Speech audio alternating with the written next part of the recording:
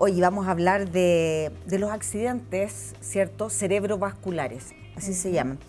¿Cuáles son los factores de riesgo, Melissa? Mira, Claudia, vamos a tener dos tipos principales de factores de riesgo, los modificables y los no modificables. Ya. Los no modificables vamos a tener primero la edad. Ya el 75% de los accidentes vasculares ocurre en mayores de 65 años. Por lo tanto, es un factor de riesgo muy importante. Ya. Tenemos también el sexo masculino, ¿ya?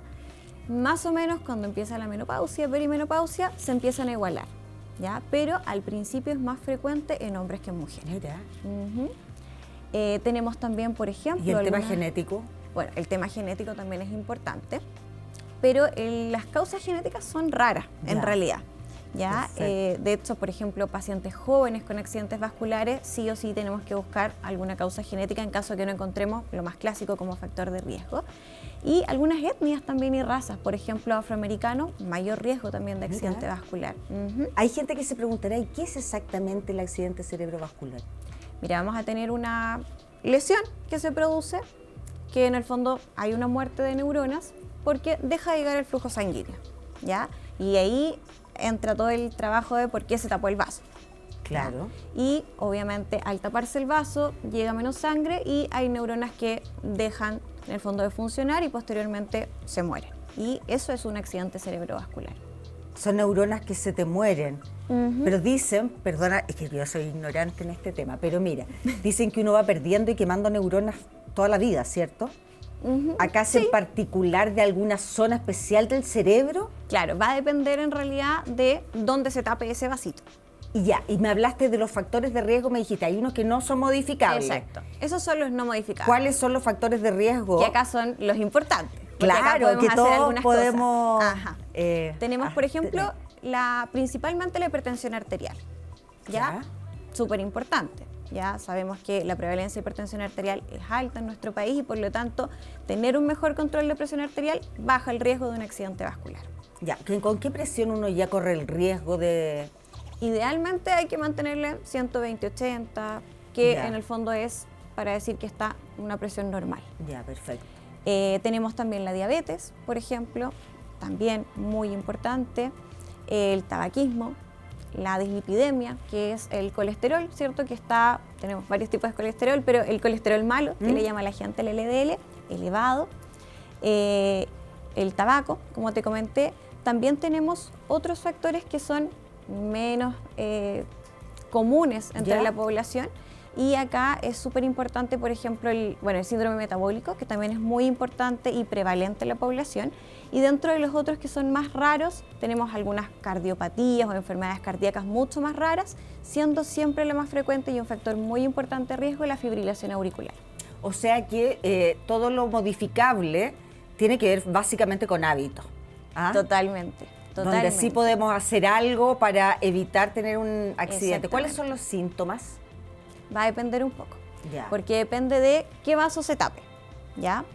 Como para que lo entiendas, el cerebro funciona al revés. Entonces, si por ejemplo se tapa un vasito de la derecha, el lado izquierdo se va a ver afectado del cuerpo.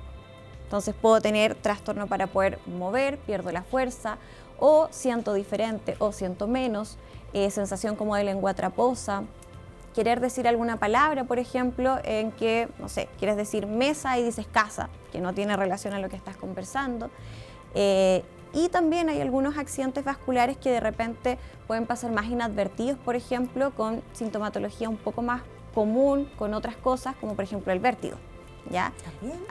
Hay veces que se tapa, por ejemplo, un vasito de la parte de atrás del cerebro y puedes tener vértigo.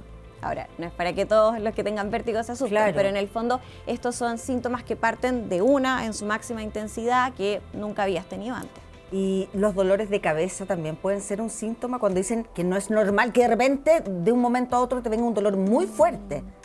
Ahí pensamos más en hemorragia, por ejemplo, en una hemorragia subaracnoidea o en una hemorragia dentro del cerebro propiamente tal, pero no es de lo más frecuente en un accidente isquémico, al fondo que el vasito se tape. ¿Puede cursar? Sí, pero no es lo más importante dentro de las manifestaciones. ¿Y el accidente cerebrovascular te puede venir en cualquiera de los dos lados? En cualquiera de los dos lados. Porque siempre te dicen como si te duele el brazo izquierdo, pero ahí hace más alusión al infarto cardíaco. Al infarto, ya, no es el accidente cerebral. No, hay gente, te lo lado. pregunto porque he sabido yo de gente que ha tenido, que le han analizado porque se sintió mal, no sé qué, y le hicieron exámenes y dicen, tuvo pequeños infartos y no se dio cuenta la persona. ¿Puede ser? Sí, ocurre. Es raro que en realidad uno no se dé cuenta, pero pasa también que de repente llegan por alguna otra cosa, tú pides un escáner, una resonancia y claro, ves algunos infartos chiquititos y después le empiezas a preguntar en algún momento, perdió la fuerza alguna parte del cuerpo y ahí empiezan como a hacer memoria.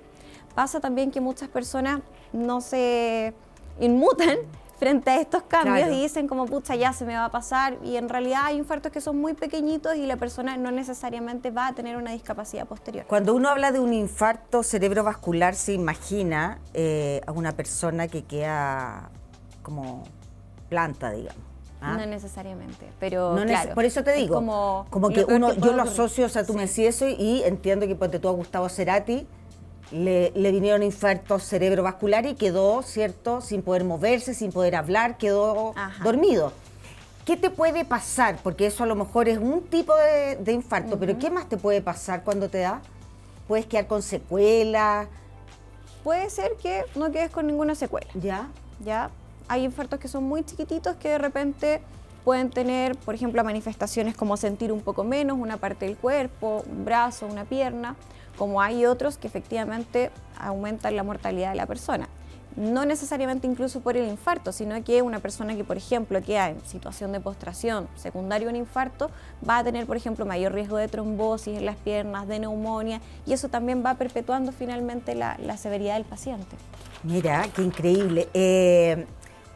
Hablábamos de los hábitos, ¿cierto? Y en eso la mayoría de los médicos coinciden que fumar es malo, tomar alcohol es malo, alimentarse mal es malo. ¿Que tiene algún factor importante el ejercicio, el hacer deporte, en particular en este tipo de accidentes? No solo en esto, sino que en general para salud cerebral el ejercicio físico es un factor protector. Idealmente sea algo constante, no vale ir, por ejemplo, un fin de semana cada cierto tiempo a hacer deporte, sino que tiene que ser un hábito. Y obviamente esto no solamente aumenta que nuestro cerebro se oxigene, que mejoramos un poco la memoria, etcétera, sino que también protege los vasos. Claro. Y eso obviamente disminuye el riesgo de un accidente vascular. Oye, Melissa, y si alguien que nos está viendo dice, o sea, se enfrenta a otra persona que trató de decir mesa y dijo casa, por ejemplo.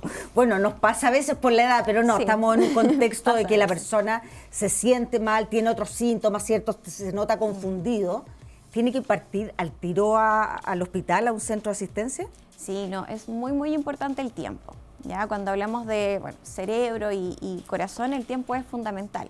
¿Ya? Hay estudios que muestran que por más o menos un minuto, la pérdida de neuronas es un número impresionante, millones de millones. Entonces, es súper importante el tiempo. Además que nosotros como neurólogos en el servicio de urgencia tenemos también un tiempo para poder actuar frente a estas situaciones. No es lo mismo alguien que va de un día para otro que alguien que lleva 2-3 horas de evolución.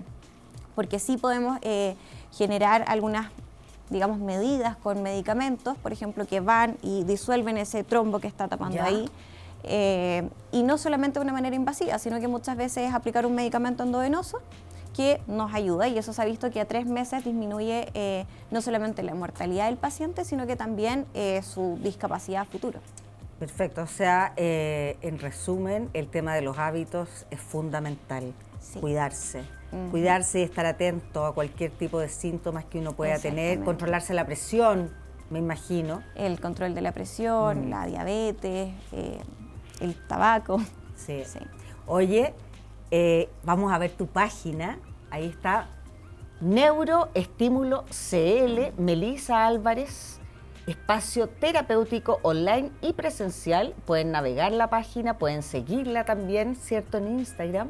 Y me imagino que te pueden hacer de repente preguntas, ¿cierto?, puntuales, porque es un tema que uno ve y sabéis que uno queda impresionado. Es que me acordé, ¿sabes? ¿Se acuerda? Claudio Reyes. ¿Te acuerdas del actor? Sí, hace un par de hace poco, meses fue o hace años. poco, que estaba así como Claro. con un amigo en una mesa y le vino y se murió. Tremendo. Oye, súper útil, Melissa, gracias. Muchas gracias. Me por la encanta tu invitación. pelo, además te queda perfecto con ese color. De verdad, te ves regia.